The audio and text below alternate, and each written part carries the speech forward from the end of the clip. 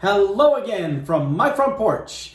It is nearing the end of the day. I can see as Dean Martin would sing, "The sun is sinking in the west." He actually did sing that in a John Wayne movie, duet that he and Ricky Nelson sang. It's actually a really cool song. I've done it before, a karaoke track of it. Imagine that, me singing karaoke. That's right. Well, my mom finally headed home today. She'd been here for about a week, and you know, at first, I was pleased to have her here. I'd say it was great having the extra time to be able to spend with her. But you know, honestly, at first I was like, wow, man, this is really turning into be a longer stay than I was expecting it was going to be. You know, and you know, I'm not dissing my mom, but her morning and evening habits, they don't align with mine. And so you know, there's a bit of an inconvenience there. Plus the fact that I've got a whole bunch of work I'm supposed to be doing, and you know, I had to be interrupted from doing some of that and train of thought to shuttle her around to go visit my uncle who was in hospice. And now you might be, don't jump ahead of me. You might be thinking, wow, Paul, that's pretty harsh. That's pretty insensitive of you to be, you know, it was important for your mom to be spending time. I agree. I totally agree. And so what I'm saying is, yeah, it inconvenienced me. It did. There's just no way around it. Even my mom acknowledged that, and she apologized many times. I hope I'm not being an inconvenience. I'm sorry if and you know what I said? Don't worry about it. Don't worry about it. I mean, yeah. I mean, this does impact my plans. This does have a price that I have to then pay. There's an exchange right here for me. To spend time doing this means I can't spend time doing this other thing that really I need to be spending time on. But this really is more important in the greater scheme of things. I still got to figure out how to do this though. But you know, originally she was supposed to have stayed only until Sunday, and then one of my sisters was going to come over and get her and then take her back home. Or no, I'm sorry, Monday, and it was going to then come and get her, take her back home. But we got snow. We got not a huge, massive amount of snow, like 4 inches or so, but enough that it came on Monday, and that caused problems. In fact, there were school delays and all kinds of you know, accidents everywhere and everything. And so even though it wasn't a really bad storm, it was bad enough that my sister was not going to be able to make it over to get my mom, and my dad was supposed to have met my sister halfway going back, and there was no way they were going to have my dad driving that weather either to come over that halfway point. And so it all got scrubbed, and that's why my mom wound up, you know, staying with me longer. But a couple of things came out of that. Last night I got to sing national anthem for the Iowa Wolves, which I always enjoy. And in fact, here I'll people like to see it, so I'll insert. Here's my singing the national anthem at the Wolves game last night. Enjoy. The anthem this evening is Paul Smith. Oh, say, can you see by the dawn's early light what so proudly we hail at the twilight's last gleaming, whose broad stripes and bright stars through the perilous fight o'er the ramparts we watched were so gallantly streaming, and the rockets' red glare, the bombs bursting in air, gave proof through the night that our flag was still there.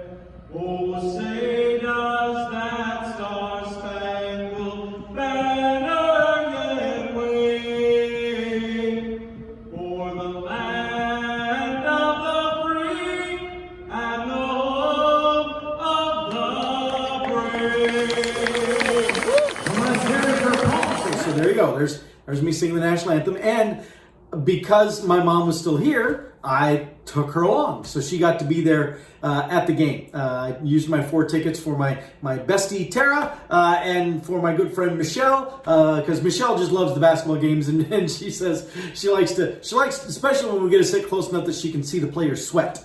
And we did, because having my mom along, I notified the person that coordinates the anthem singers, Randy Burrell, who's the VP of operations there. I notified her that, oh, by the way, it was Randy's birthday at the game too, and so they put a little crown on her. See, she makes a good regal person with her birthday crown on. But anyway, so I told Randy that I was bringing my mom, and that my mom had some mobility issues, was not able really to do stairs. And if you've ever been in Wells Fargo Arena, it's stairs everywhere. And so Randy was very gracious to accommodate that, and got us some seats that were really close to the floor level, like second or third row from the floor. I mean, they're still more flat. Anyway, point is, my mom didn't really have to manage any stairs. She was cool that way. So I appreciated that very much. I just love doing the anthem for the Wolves.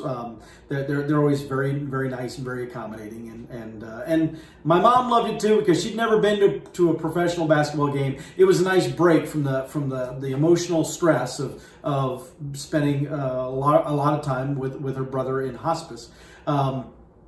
Plus, whenever the Wolves scored a basket, the fans all howl like a wolf, ow! And my mom really got into that. She enjoyed that too. I should have filmed some of that. But anyway, so that was good.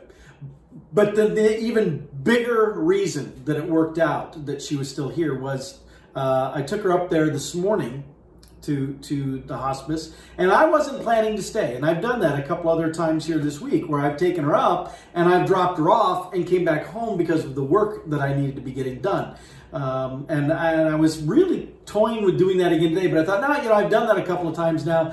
I need to go in this time. And so I went in with her and walked her upstairs. My sister Terry had arrived by that point, was also there. And what I discovered was that my uncle was not doing well at all. Now, we had known that when I was there yesterday, before we left to go to the game, we had known that he had taken a turn, noticeably had taken a turn. And apparently not long after we left, he turned even a little bit farther. And the word was put out that if individuals want to see him, they probably need to be making those plans to get there and do that. So we went up this morning, not really quite sure what we were going to encounter, what we were going to expect. But what we discovered was that he was on precious borrowed time. And when we got there, 4 of his 5 kids were there, and they were waiting, trying to contact the 5th one, and finally reached him and told him, you need to come on down here. And he got there quickly, but I don't think he had been there maybe 20, 30 minutes, and my uncle was gone. And I know there are those who will say, I'm sorry, sympathy, and appreciate that. But reality is that we knew this was coming. He was in hospice. We knew that was where the journey would ultimately go. And I will tell you, looking at his face after he had passed, he definitely looked more at peace, more comfortable than he had in several weeks. And that was good to see. That was very good to see. But the big takeaway from that is my mom was able to be there. She and my Uncle Jim were the last living members of that family, of her immediate family. And I mean, she'd already lost 3 other brothers and a sister and her parents. And Jim was her last sibling, her last immediate family member. And so now it's just my mom. That's hard. But if that snowstorm had not happened on Monday, causing her to be stuck here with me all these other days and inconveniencing me and all this kind of stuff, there's a very, very good chance that she might not have been here today. when that happened. And I know that it was very, very important to her, very special to her to be there for that. And so, you can say what you want about coincidences, about well, you got lucky, blah, blah, blah. Honestly, I do believe in God. I believe that God orders our steps. Now, I believe that God orders our steps, and sometimes we choose to ignore his order. I don't believe that we are puppets, marionettes, that God just dictates, here's where you go, blah, blah. But I do believe that he has a plan for us. Sometimes they're big plans, sometimes they're tiny little detailed plans, but he has plan for us. And if we keep our ear tuned correctly, we will hear when he's telling us to go this way. We will feel when he's nudging us to go a certain direction. If we're paying attention, we will see that. And sometimes he's not subtle. Sometimes he'll do something like, have a snowstorm, keep somebody stuck in where they're at. You can say, I don't believe that, Paul. I think you're being silly. I don't care. Say whatever you want. But I believe that Jim's passing today did not surprise God. He knew when it was going to happen. He also knew that it was important for my mom to be here. And so I'm grateful to that. I'm also grateful that she was able to do the basketball game thing with me the night before, so that she had that enjoyment, that little bit of release of the stress and pain, so that today she was able to be refreshed when she went into that environment. Jim was a good man, and I really hate to see him go. But I do know that the last real full serious conversation that I had with him a few weeks back, when he was first admitted to the hospital and they were going to do surgery to take a tumor off that was on his brain, a 1 by 1 inch tumor, he was well aware of what all of this meant, and he was ready. He was very at peace with the fact that he's lived a long life.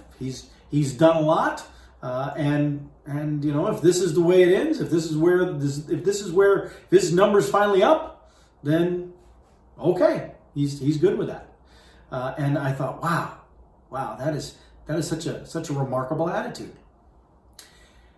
Well, that brings me full circle back to me and my inconvenience, because the show's all about me. But no, seriously, I got to thinking about how this all worked out, and between the basketball game, my mom has, I don't know if she's ever actually got to see me sing national anthem in person, at least not at a large event like that, and she'd never been to a basketball game like that, but she loves basketball, which I didn't really fully understand how much she loved basketball either until last night. She really enjoyed it, but that was able to happen for her, and she was able to be there today because of me being put out, me being inconvenienced by her being here. I'm glad she had those things, and I'm glad I was inconvenienced. But what I need to lock in here and in here, is that when those kind of things happen, I need to be a little more quick to recognize what the actual blessing might be, and not necessarily be so focused on the inconvenience. That's easier said than done, but I'll keep trying, and this was a very good lesson in that as well.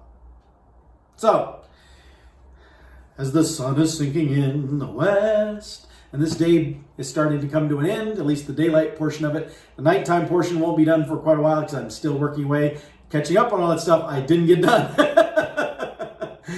But as this day is coming to an end, I start thinking about, maybe it's time to put an end to some of the things that I worry about, some of the things that I prioritize over other more important stuff. There are always lessons to be learned in life. Sometimes there are lessons to be learned in passing as well. And this week, I think I got a little bit of a lesson in both. With that, I'll see y'all next time from my front porch.